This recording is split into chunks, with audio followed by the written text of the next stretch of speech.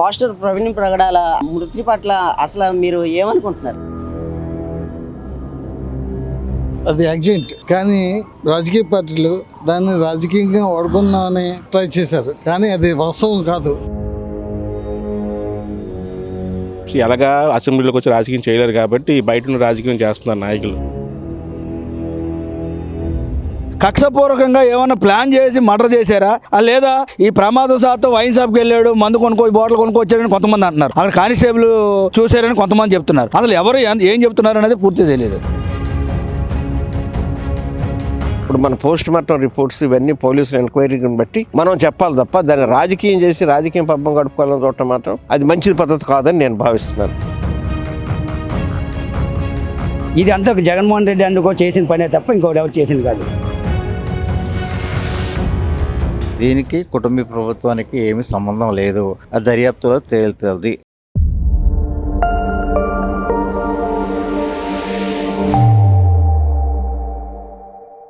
Faster Praveen Pragadala మృతి పట్ల అసలు మీరు ఏమనుకుంటున్నారు? అది యాక్చువల్గా అది యాక్సిడెంట్, కానీ రాజకీయ పార్టీలు దాన్ని రాజకీయంగా వాడుకుందామని కూటమి ప్రభుత్వం మీద వేరేగా తెద్దామని ట్రై చేశారు, కానీ అది వాస్తవం కాదు. ఈ రోజు అంతా మొత్తం అంతా వైన్ షాపులో కొనుక్కున్నాడు, తాగాడు, తిన్నాడు, ఇవన్నీ వచ్చాయి. కాబట్టి యాక్చువల్గా మాత్రం అది యాక్సిడెంట్ మాత్రమే. అంటే ఇప్పుడు వైసీపీ నాయకులు కేవలం వాళ్ళ రాజకీయ లబ్ధి కోసమే కూటమిపై దుమ్మెత్తి పోస్తూ వాళ్ళు ప్రతిదీ కూడా టీడీపీ చేసింది అనేది యాంగిల్లో దుష్ప్రచారం చేస్తున్నారు. దాన్ని ఎలా చూడాలి? అంటే వాళ్ళు యాక్చువల్గా మన గత మాజీ ముఖ్యమంత్రి ఆ కులానికి సంబంధించిన అతను కాబట్టి ఆ విధంగా కుటుంబ ప్రభుత్వం మీద తోసి కొంచెం ప్లస్ పొందొచ్చనే ఉద్దేశంతో ఆ ఓటు వాళ్ళకి రావచ్చనే ఉద్దేశంతో కుటుంబ ప్రభుత్వం మీద తోసారు, కానీ అది వాస్తవం కాదు. అంటే వాస్తవంగా ఆయన మృతి పట్ల అసలు సీసీటీవీ ఫుటేజ్లోని ఎన్నో 300 పైగా వీడియోలని పోలీసులు స్వీకరించి ఒక్కొక్కటిగా టోల్ గేట్ల దగ్గర నుంచి ఒక్కొక్కటిగా వాళ్ళు ప్రతిదీ కూడా క్షుణ్ణంగా పరిశీలిస్తున్నారు. ఎక్కడి నుంచి ఎక్కడి వరకు ఆయన ప్రయాణం జరిగింది, అసలు ఎలా జరిగింది ఏంటి. అయితే ఎస్పీ గారికి కూడా ఇప్పుడు డైరెక్ట్ గా చంద్రబాబు నాయుడు గారు అక్కడ ఉన్న పరిస్థితులు ఏంటి అని చెప్పేసి ఆదేశాల మేరకు ప్రతిదీ క్షుణ్ణంగా పరిశీలన జరుగుతుంది. ఇలాంటి క్రమంలో వైసీపీ నాయకులు చేసే ఆందోళన అంటే ప్రతిదీ కూటమిపై జల్లే ఈ దుష్ప్రచారాలని మనం ఎలా చూడాలంటే? వారు ఆందోళన చేయటానికి అసలు కారణమే లేదు. యాక్చువల్గా విజయవాడ నుంచి అతను బయలుదేరి ఈ వైన్ షాప్లో ఏం కొనుక్కున్నాడు, ఎక్కడ తాగాడు, ఎక్కడ దొరికిపోయాడు, ఎక్కడ ఏ ట్రాఫిక్ ఎస్ఐకి దొరికాడు, వాళ్ళు కూర్చోబెట్టి ఎక్కడ టీ ఇచ్చారు, అన్ని చూసిన తర్వాత లాస్ట్కి ఆ రామప్పాడు జంక్షన్కి వచ్చేసరికి యాక్సిడెంట్గా బలైపోయి అతను తెలియలేకుండా ప్రాణం విడిచిపెట్టాడు. అది నాకు తెలిసిన వాస్తవం. దాన్ని వైఎస్ఆర్ పార్టీ రాజకీయంగా వాడుకొని లబ్ధి పొందాలని చూస్తుంది. నేను న్యూస్ పేపర్ ఫాలో అయ్యాను, న్యూస్ పేపర్ హిందూ ఈనాడు ఫాలో అయ్యాను. దాన్ని బట్టి నేను ఏమనుకుంటున్నానంటే ఆయన చాలా లాంగ్ డిస్టెన్స్ ప్రయాణం చేశారని, ఈ లాంగ్ డిస్టెన్స్ లో ఎక్కడో చిన్న యాక్సిడెంట్ అయ్యిందని దాన్ని బట్టి ఆ ఫోటోల్ని వాటిని బట్టి డాక్టర్ పోస్ట్ మార్టం రిపోర్ట్ ని బట్టి కూడా మల్టిపుల్ ఫ్రాక్చర్స్ అయ్యి దాని వల్ల చనిపోయారని అనుకుంటున్నానండి నేను మాత్రం. అంటే మద్యం తీసుకుంటున్నారన్న పాయింట్ ని ఎక్కడ హైలైట్ చేయలేదు, కానీ ఆయన చాలా లాంగ్ డిస్టెన్స్ హైదరాబాద్ నుంచి బయలుదేరేది వచ్చినట్టుగా చెబుతున్నారు. మనకి పోస్ట్ మార్టం రిపోర్ట్ లోనే తేలాలి. పోస్ట్ మార్టం రిపోర్ట్ ని బట్టి ఆయన A-to Z ఆడి పోలీసులు మొత్తం కూడా ఆయన ఎక్కడ దాగింది, ఎక్కడ రెస్ట్ తీసుకున్నది, చాలా చోట్ల రెస్ట్ తీసుకున్నాడు ఆయన. అవన్నీ కూడా వాళ్ళు కూలంకషంగా పేపర్లో రాశారు. దాన్ని బట్టి నేను ఏమి మర్డర్స్ చేశారని, అసాసినేషన్ చేశారని నేను అనుకోవడానికి అవకాశాలు తక్కువ. నాకు తెలిసినంత మటుకు రాజకీయం చేయమంటున్నది కరెక్ట్ కాదు సార్. ఇప్పుడు మన పోస్ట్ మార్టం రిపోర్ట్స్ ఇవన్నీ పోలీసుల ఎంక్వైరీని బట్టి మనం చెప్పాలి తప్ప దాన్ని రాజకీయం చేసి రాజకీయం పబ్బం గడుపుకోవాలని చూడటం మాత్రం అది మంచి పద్ధతి కాదని నేను భావిస్తున్నాను. అది యాక్సిడెంట్ వల్లే చనిపోయాడని నాకు తెలిసిన పేపర్ ఇన్ఫర్మేషన్ బట్టి నేను అనుకుంటున్నాను సార్. మరి అది మర్డర్ అని అనుకోవట్లేదు సార్. న్యూస్ పేపర్ న్యూస్ బట్టి నాకు తెలిసింది ఏంటంటే ఇది ఎవరో మర్డర్ చేయలేదు అన్న కోణంలోనే నాకు అర్థం అయిపోతుంది. మర్డర్ చేయలేదు, యాక్సిడెంట్ వల్ల ఆయన సఫర్ అయ్యి చనిపోయారేమో అని చెప్పేసి నేను పర్సనల్ గా భావిస్తున్నాను. ముందుగా మృతికి నా ప్రగాఢ సానుభూతి విసారిస్తున్నాం. ఎందుకంటే ఎవరైనా పుట్టినవారు గిట్టక తప్పదు, కానీ అనేక రకాలైన కారణాల వల్ల అది గిట్టక తప్పదు. అయితే మీరు చెప్పినట్టు వైసీపీ నాయకులు కావచ్చు, ప్రతిపక్షంలో ఏ పార్టీ ఉన్నా పాలకపక్షం ఏదైతే కూటమి ప్రభుత్వం ఉందో దాని మీద దుమ్మెత్తిపోయడం అనేది అలవాటు అంటే అలవాటుగా మారిన అది ప్రమాదం.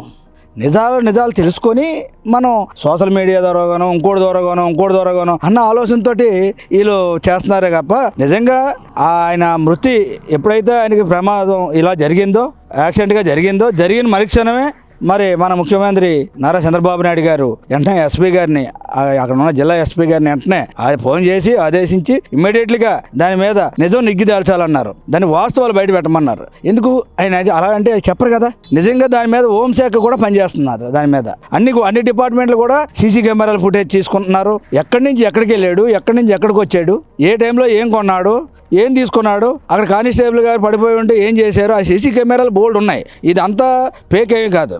ఇప్పుడు కొంతమంది ఏమంటారంటే ధర్నాలు చేయడం, రాస్తా రోకోలు చేయడం, లేదంటే సోషల్ మీడియా ద్వారా దాన్ని వీళ్ళు వరకుని కాపాడుకోవడం కోసం. నిజంగా జగన్మోహన్ రెడ్డి గారికి ఈ రాజకీయాలు అంటే ఆయనకి చాలా ఇష్టము. ఎందుకంటే ఇప్పుడు ఎంత తండ్రిని చంపిన తర్వాత మళ్ళీ అధికారం దక్కలేదు, మళ్ళీ చంద్రబాబు అడ్డు పెట్టుకొని ఆయన చంపేశాడు. అది ఏదో రకంగా అధికారం సంపాదించాడు. అదే విధంగా అచ్చి రాజకీయాలు చేయడం అనేది ఆయనకి ఆనవాయితీగా వస్తున్నది జగన్మోహన్ రెడ్డి గారికి. వైసీపీ నాయకులకు కానీ, వైసీపీ అధినేత జగన్మోహన్ రెడ్డికి కానీ ఏమైనా సిద్ధశుద్ధి ఉంటే మీరు దానికి ఎవరైతే చంద్రబాబు నాయుడు గారు కూటమి ప్రభుత్వం ఆదేశించిందో ఆ రిపోర్ట్ వచ్చే వరకు చూడండి. ఆ వాస్తవాలు నిజాలు నిగ్గుదేల్చకపోతే ఆ రోజు మీరు రోడ్లెక్కి రాతరోకో చేయొచ్చు, ఫైట్ చేయొచ్చు, సోషల్ మీడియా తోటి 6% పెట్టించి మీరు బయట రాకుండా మీరు చేయొచ్చు. కానీ ఏది ఆళ్ళే సూళ్ళు అల్లుడిపేట సోమలింగం అని అక్కడ ఇంకా జరిగింది సంఘటన, జరిగిన దాన్ని ఇంకా ఆధారాలు ఇంకా ఎలుగులో చీకట్లో ఉన్నది ఆరోపణలు చేసేస్తున్నారు. మీరు ఆ ఎలుగులో రావాలి కదా. ఆధారాలు బయట పెట్టిన తర్వాత బయట పెట్టకపోతే అప్పుడు ఇంకో కోర్టుకి వెళ్ళండి. ఒకడేమో కోర్టుకి వెళ్తాను అంటాడు, ఇంకోటేమో సుప్రీం కోర్టుకి వెళ్తాడు, ఒకటి జిల్లా కోర్టుకి వెళ్తాడు, హైకోర్టుకి వెళ్తాడు. ఇవన్నీ ఎందుకు ఒకదాంపుడు కప్పుర్లు అన్నీ? నిజంగా కొంతమంది మాట్లాడుతున్నారు మాటలు, అవి మనకి చూస్తేనే అత్యాపదగా ఉంటాయి. కారణం ఏంటంటారా, ఒక పార్టీ నడిపించే అధినేత ఎలా మాట్లాడాలండి? ఉండాదనంగా మాట్లాడాలి. ఇప్పుడు ఒక మనిషి చనిపోతే ఆ మనిషికి సానుభూతి తెలపండి, లేదంటే కొవ్వొత్తులు ర్యాలీ చేయండి. మరొకటి ఎందుకంటే పాస్ట్ గారు కాబట్టి మనం హిందూ, క్రైస్తవ, ముస్లిమ్స్ మనం అంతా బాయిగా ఉన్నాం ఆంధ్రప్రదేశ్లో. కాబట్టి ఆయన చనిపోయారు కదా, మనం దానికి సంతాపం తెలపవచ్చు. దానికి ఏం జరిగింది అనే దాని మీద ఇప్పుడు మనకు ఒక క్రైస్తవుడు చనిపోయాడు అనేసి మనం చిన్న చూపు చూడట్లేదు. ఆయన్ని కూడా మన మనిషి, ముందు మనం ఒక మనిషిగా పుట్టాము, మానవ జన్మ ఎత్తాం కాబట్టి తర్వాతే మతాలు. మనిషిగా పుట్టిన తర్వాతే కదా ఇవన్నీ మతాలు అని ఏర్పడ్డాయి. మన కడుపులో అమ్మ కడుపులో ఉన్నప్పుడు మన మతం ఏది, బయటకు వచ్చిన తర్వాతే నీ మతం ఇది అని మన గురువులు చెప్తుంటే కొంతమంది అలాగా నడుచుకెళ్తున్నారు. రేపొద్దున్న ముస్లిం సోదరులు చనిపోతే మీరు మాట్లాడరా క్రైస్తవులు? మరి అలాగనేసి హిందువులు మాట్లాడరా? హిందువులు ఎవరైనా గురువులు చనిపోయారు అనుకో, గురువులు మరి క్రైస్తవులు మాట్లాడరా? ముస్లిం సోదరులు మాట్లాడతారు కదా. అలా మాట్లాడండి. ఎలాగా సానుభూతి కోసం. ఆంధ్రప్రదేశ్ రాష్ట్ర ప్రభుత్వం, కూటమి ప్రభుత్వం ఏదైతే ఉందో, ఈ రోజు మా పాస్టర్ గారు చనిపోయారు, దాన్ని హత్య జరిగిందా, ప్రమాదం సాధి చనిపోయాడా, లేదా ఏ విధంగా చనిపోయారు, కక్షపూర్వకంగా ఏమన్నా ప్లాన్ చేసి మర్డర్ చేశారా, లేదా ఈ ప్రమాదం శాతం వైన్ షాప్కి వెళ్ళాడు, మందు బాటిల్ కొనుక్కొచ్చాడని కొంతమంది అంటున్నారు, అక్కడ కానిస్టేబుల్ చూశారని కొంతమంది చెప్తున్నారు. అసలు ఎవరు ఏం చెప్తున్నారు అనేది పూర్తి తెలియదు. కానీ దీని విషయంలో మాత్రం చంద్రబాబు నాయుడు గారు ఆల్రెడీ ఎస్పీని ఆదేశించారు కదా, కొంత ఊపు పట్టండి. సోషల్ మీడియా ద్వారా చెప్పినంత వల్ల మీకు ప్రజలు పట్టం కట్టరు, ప్రజలు నీరాజనాలు పట్టరు, ప్రజలు మీకు ఆర్తలు పట్టరు. కానీ దొంగే ఎప్పటికైనా దొరే. మంచోడు ఎవడో ప్రజలు చూస్తారు, దొంగోడిని ప్రజలు చూస్తారు. ఎవడికి ఏం మేలు చేయాలనేది, ఎవరికి ఏ కుర్చీ ఇవ్వాలనేది, ఎవరికి ఏ పట్టం కట్టాలనేది ప్రజలు తెలుసు. మనం బురద జల్లేంత మాత్రాన్న, ఊకదంపు కబుర్లు చెప్పిన మాత్రాన్న, కళ్ళబొల్లి కబుర్లు చెప్పిన మాత్రాన్న ఇక్కడ జరిగేది ఏమి కాదని నా అభిప్రాయం. అది సోషల్ మీడియాలోనే వైరల్ చేయడం, వాళ్ళ కుటుంబీ ప్రభుత్వం మీద వాళ్ళు బురద జల్లుతున్నారండి. యాక్చువల్గా అది జరిగింది ఏంటనేది పోలీసు వారు దర్యాప్తు చేస్తున్నారు. గవర్నమెంట్ క్లియర్గా డైరెక్షన్ ఇచ్చింది అది దర్యాప్తు చేయమని. కానీ వైసీపీ వేరే వాళ్ళేమో ఈ కుటుంబీ ప్రభుత్వం మీద బురద జల్లుతుంది, వాళ్ళకి వేరే ఏమి అవకాశం లేదు, ఏదో ఒకటి చెప్పాలని. కాకపోతే ముస్లిమ్స్, క్రిస్టియన్స్, హిందువులు రాష్ట్రంలోని అందరూ కలిసిమెలిసి ఉంటున్నారు. దురదృష్టం జరిగింది, దానికి సంతాపం చెబుతూ అలా జరగకూడదు, ఏదో మరి యాక్సిడెంటల్గా జరిగింది. కానీ దీనికి కుటుంబీ ప్రభుత్వానికి ఏమీ సంబంధం లేదు, ఆ దర్యాప్తులో తేలుతుంది. కుటుంబీ ప్రభుత్వం మీద కావాలనే బురద జల్లుతుంది. మీడియాలోని, టీవీల్లోని, వార్తల్లోని, సీసీ ఫుటేజ్లోని క్లియర్గా కనబడుతుంది. యాక్చువల్గా డ్రింక్ చేసి డ్రైవింగ్ చేయకూడదు, అది తను చేసే పద్ధతి చూస్తే డ్రింక్ చేసి డ్రైవింగ్ చేసిన క్లియర్ కట్గా తెలుస్తుంది. అది మెయిన్గా. దానివల్ల ఏదైనా యాక్సిడెంట్ జరిగి ఉంటుంది. ఆయనకి చంపే అంత ఎవరికి అవసరం చెప్పండి? ఆయన ఏం రాజకీయ నాయకుడు ఏం కాదు. ఆయన ఏదో యాక్సిడెంట్గా జరిగింది అది. దానివల్ల పెద్ద నాయకుడమే కాదు, సోషల్ సర్వీస్ ఏం కాదు. ఇది కావాలని ఏది దొరకట్లేదు. వైసీపీ వాళ్ళకి బురద జల్లడానికి ఏది దొరకట్లేదు. ఏదో ఒకటి బ్లైమ్ చేయాలి, గవర్నమెంట్ని ఏదో ఒకటి విధంగా ఇరుకుని పెట్టాలి అని చేస్తున్నారు. కానీ దీనివల్ల వాళ్ళకి ఏమి ఉపయోగం ఉండదు. రాష్ట్రంలోని లా అండ్ ఆర్డర్ చాలా చక్కగా నడుస్తుంది. ఇంతకు ముందు అయితే లా అండ్ ఆర్డర్ ఉండేది కాదు. వైసీపీ వాళ్ళ యొక్క లీడర్స్ వల్లే లా అండ్ ఆర్డర్ జరిగేది. ఇప్పుడు అలా కాదు. ఇప్పుడు చాలా చక్కగా ఉంది. లా అండ్ ఆర్డర్ ప్రాబ్లం రాష్ట్రంలోని చాలా మంచిగా ఉంది. యాక్చువల్గా ఏం జరిగింది అనేది ఇంకా పోలీసులు దర్యాప్తు చేస్తున్నారు. దర్యాప్తు చేసి క్లారిటీ ఇస్తామని చెప్పారు. ఆల్రెడీ దాని గురించి మాట్లాడేసింది ఈ వైసీపీ నాయకులు. ఏంటంటే ఏదో కాన్సెప్ట్, ఏదో ఒకటి బుధ జల్లాలని చెప్పి, ఏదో రాజకీయం చేయాలని చెప్పి, ఎలాగా అసెంబ్లీలోకి వచ్చి రాజకీయం చేయలేరు కాబట్టి బయట రాజకీయం చేస్తున్నారు నాయకులు. అంబటి రాంబాబు కానీ ఇలా కొంతమంది నాయకులు, సీనియర్ మోస్ట్ నాయకులు చేస్తున్నారు. పాస్టర్నే ఇచ్చేసేనండి అంత ఏం లేదు. అసలు చేస్తే ఇంకా ఏమేమి చేసి నాయకులు చేయాలా అని ఇతను చంద్రబాబు నాయుడు అన్ని నాయకుల మీద చేయాలి. కానీ పాస్టర్ చేసేంత దుర్దృష్టిలో చంద్రబాబు నాయుడు లేడు. అలాగే పోలీసు దర్యాప్తు చేస్తుంది. క్లారిటీ ఏదైతే కొన్ని రోజుల్లో ఏం నిజాలని అన్ని వస్తుంది. ఆల్రెడీ సోషల్ మీడియాలో కూడా వస్తుంది. అతను ముందు వైన్ షాప్కి వెళ్ళి ఏదో కొనడం చూశారు. తర్వాత అక్కడ ట్రాఫిక్ పోలీసు పడిపోతే మత స్థితిలో ఉన్నాడు, అది లైట్ ఇరిగిపోయిందని చెప్తున్నారు. ఇవన్నీ అంతా చూస్తే అది కలయత్నం జరిగింది, అంతే యాక్షన్ జరిగింది. కానీ ఎవరు చేసింది కాదు. ఇది ఏదో వైసీపీ నాయకులు ఏది లేక అదేదో అంటారు కదా, ఏది లేని ఏదో చేయాలని కాన్సెప్ట్ తో, ఏదో బురద జల్లాలని కాన్సెప్ట్ తో తిరుగుతున్నారు తప్పించి ఇంకేం కాదు. అది ఇంకోటి పవన్ కళ్యాణ్ గురించి కూడా అంటున్నారు. పవన్ కళ్యాణ్ సనాతన ధర్మం గురించి మాట్లాడుతున్నారు. సనాతన ధర్మం గురించి మాట్లాడతారు, తప్పేం లేదు. ధర్మం గురించి మాట్లాడేటప్పుడు ఇలాంటివన్నీ మాటలు వస్తుంటాయి, కానీ తప్పేం లేదు. కానీ అతను కూడా ఎటువంటి చేయలేదు. కానీ ఎలా జరిగిందో తెలియదు. ఒకరు బండి పైన పడింది అంటారు, కానీ బండి కింద అంటారు. యాక్షన్ ఎలా జరుగుతుంది, ఏమో జరగచ్చు, తప్పేం లేదు. ముందు పడిపోయాడేమో, తర్వాత బండి పడవచ్చేమో, అది డౌన్ లో ఉంది, గొంతులో ఉంది. ఇలాంటి దర్యాప్తు పోలీసులు చేస్తారు. పోలీసులు చేసిన తర్వాత ఏదైతే ఆల్రెడీ చంద్రబాబు నాయుడు కూడా ఫస్ట్ రెస్పాండ్ అయింది చంద్రబాబు నాయుడు. ఇదే స్థితిలో వైఎస్ జగన్ ఉంటే అసలు దాని గురించి పట్టించినా కొరకు కాదు. ఫస్ట్ చంద్రబాబు నాయుడు ఫోన్ చేసి, ఎస్పీ గారు ఫోన్ చేసి దీని గురించి దర్యాప్తు చేయండి, యాజ్ పర్ క్లారిటీగా చూస్తుంది, చాలా ఇది అవుతుంది అని చెప్పి అనగానే ఇది అవుతుంది. పోలీసులు దర్యాప్తు చేసి వాటి నిజం చెప్తారు. అంతవరకు ఈ వైసీపీ నాయకులు ఏదేదో చెప్పేసి ఈ తెలియని జనాలను కొద్దిగా ఇచ్చేసుకుంటున్నారు. చంద్రబాబు నాయుడు చేసిన అవసరమే ఉంది. చంద్రబాబు నాయుడికి అవసరమే కావాలా ఇది దేని గురించి అసలు? ఇప్పుడు దర్యాప్తు ఇంత డెవలప్మెంట్ చేయాలి, వచ్చే సంవత్సరం ఎలాగెళ్ళాలి, ప్రజల ముందుకు ఎలాగెళ్ళాలి కాన్సెప్ట్ తెలియట్లేదు వాళ్ళకి ఏదో వంక కావాలి దాని గురించి అని చెప్తారు. కూటమి మీద ఏదో విధంగా బ్యాడ్ ప్రచారం చేయాలి అనే ఉద్దేశంతో జగన్మోహన్ రెడ్డి అందుకో వాళ్ళు చేస్తున్న దుష్ప్రచారమే తప్ప ఇంక మరొకటి కాదు. తర్వాత ఇదే ఒకవేళ వాళ్ళే చేసి ఉండొచ్చేమో, దానికి ఏంటంటే మనవరం కాదండి. డిఐజీ స్థాయిలో, ఐజీ స్థాయిలో, ఎస్పీ స్థాయిలో నాయకులు వాళ్ళ ఆఫీసర్లు ఉన్నారు. వాళ్ళందరూ ఎంక్వైరీ చేస్తారు. ఈ రోజు పేపర్కి వచ్చింది, ఇది మధ్యాహ్నం టీవీలో కూడా, న్యూస్లో కూడా చూపించారు ఎక్కడెక్కడ ఏం జరిగింది అనేది. దాన్ని యాక్సిడెంట్గా వచ్చింది, దాన్ని ఈయన అంటే వీళ్ళ మీద ఉన్న కేసుల్ని డైవర్ట్ చేయడం కోసం ఈ ఒక వైసీపీ నాయకులు దీన్ని ఒక పాస్టర్ దీన్ని రాజకీయ రంగు పులుదామని చెప్పేసి కూటమి ప్రభుత్వం మీద తొయ్యాలనే నెపంతో ఏదో విధంగా ఈ అంటే వాళ్ళ మీద ఉన్న కేసుల్ని పబ్లిసిటీ కాకుండా దీని మీద కొన్నాళ్ళకి పబ్బం గడిపేద్దాం అని చెప్పేసి ఇది అంతా జగన్మోహన్ రెడ్డి అందుకో చేసిన పనే తప్ప ఇంకోటి ఎవరు చేసింది కాదు. 5 రోజుల్లో సీఎం గారు కానీ, డిప్యూటీ సీఎం గారు కానీ సీరియస్ యాక్షన్ తీసుకోబట్టి ఈ 5 రోజుల్లో ఫుల్ ఎంక్వైరీ చేశారు. 300 కెమెరాల వరకు ఎంక్వైరీ, హైదరాబాద్ నుంచి రాజమండ్రి వచ్చేదాకా మొత్తం సీసీ కెమెరాలన్నీ ఎక్కడికక్కడ ఫుటేజీలు తీసుకుంటూ అన్ని ఎంక్వైరీ చేస్తే ఆయన ఎక్కడ రావణపాటి దగ్గర ఎక్కడ ఒక వైన్ షాప్ దగ్గరికి వెళ్ళట్టు, ఒక పెట్రోల్ బంక్లోకి వెళ్ళట్టు, తర్వాత అంతకుముందు ఎక్కడో తెలంగాణకి ఆంధ్రకి మధ్యలో అక్కడ కూడా ఏదో వైన్ షాప్లోకి వెళ్ళట్టు, ఇవన్నీ క్లారిటీగా ఉన్నాయి. ఇంకా దాన్ని ఎవరు చంపేసాను యాక్సిడెంట్లుగా ఆయన ఎక్కడ ముందే జరిగింది. ఈ 3 రోజులు ఇవాళ పోలీస్ డిపార్ట్మెంట్ మొత్తం